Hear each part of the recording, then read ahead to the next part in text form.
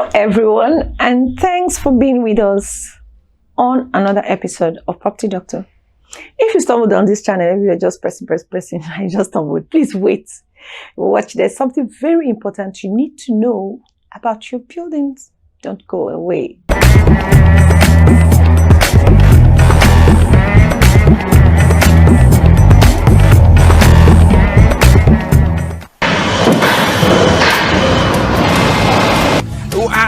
I'm coming. If you hand over to government to maintain, they budget the money and share it. To live in that particular place that the house is. So it's supposed government will compensate them so that and pay them and relocate them to where they are going and build another house for them. Careful engineering and management to meet human needs.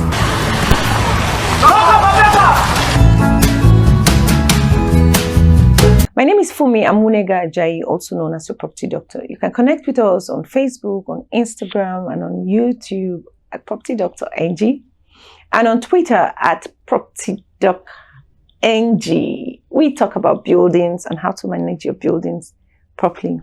So today, let's take a look at LVP flooring. LVP means luxury vinyl plank. It is durable, it's affordable, it's beautiful. It's an alternative to hardwood flooring. I'm not advertising this type of product. Don't think anybody is paying me, but I have tried it and I've seen that it is good and I recommend it, that you can use it. LVP is well suited for a variety of residential and commercial applications, and when installed correctly, you'll like it.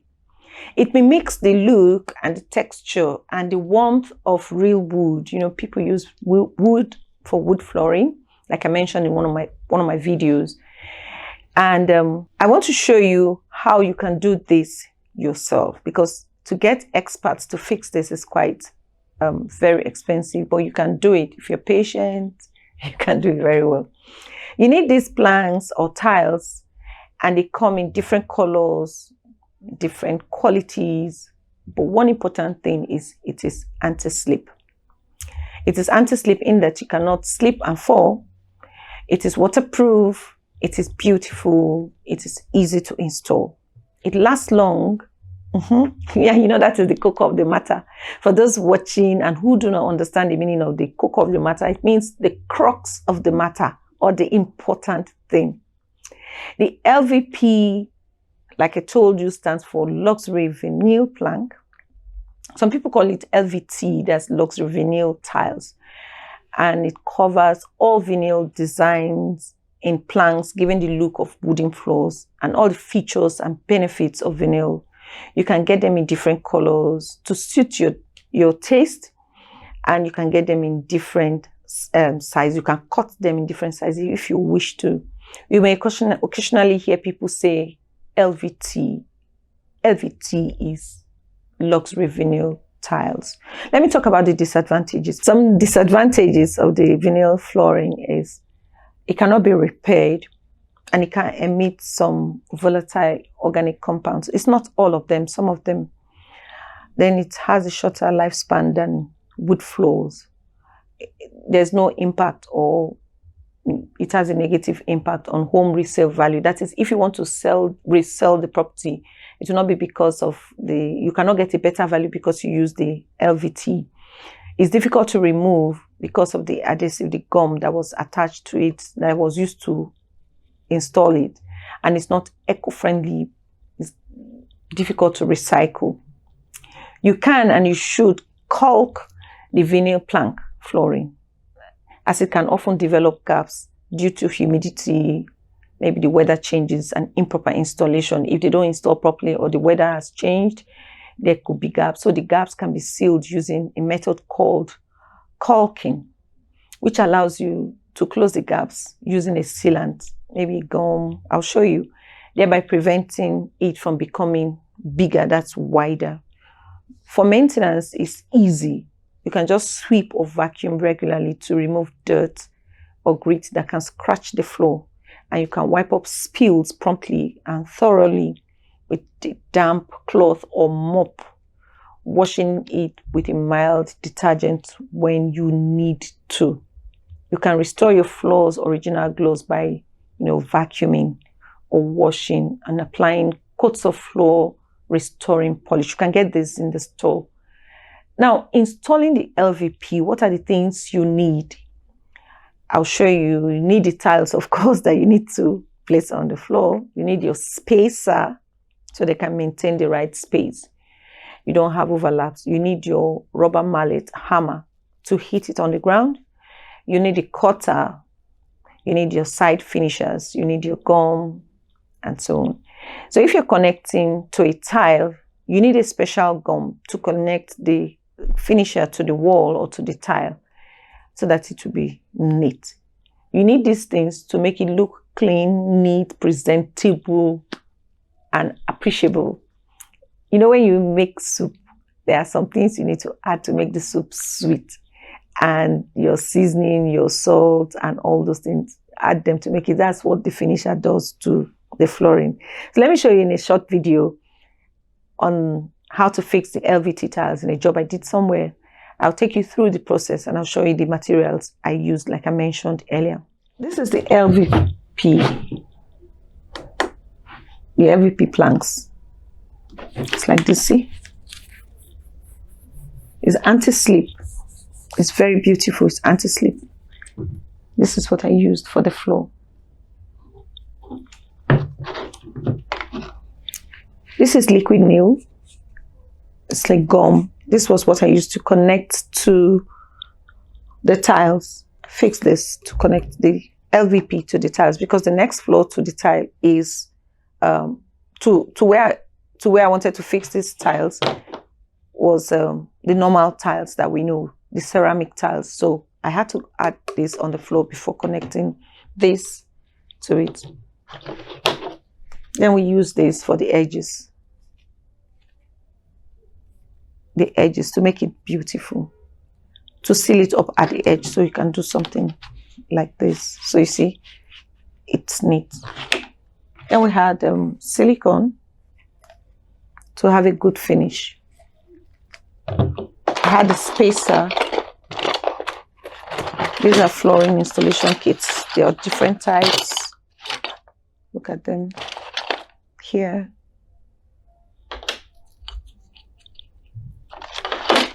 Different flooring materials. Just got this kit from the store as well. So I had different things there and the threading kit. So I had the hammer as well, the mallet hammer for the floor, and I fixed it with a group of friends and it came out very beautiful. Here we had to install this type of flooring. What was there before was nothing, but the first thing I did was to clean, remove the carpet. There was carpet on the floor, so I removed the carpet, the rug, cleaned everything. The next thing was to check the levels of the floor. When I cleaned, I checked the level to see if they had gaps. It was properly leveled. Because if you don't do that, it will cause the floor to be bumpy and can cause accidents, can cause slips. So on this particular floor, you can see there is a gap on it. The next thing I did was I took the level, just used a sample of the plank to check where we had gap underneath to see if there's a proper level, if the floor is properly leveled. And I found out that there was not enough level. You can see the gap under the planks that I used to check. If you have gaps, you will not be able to fix these tiles very well, just like any other material.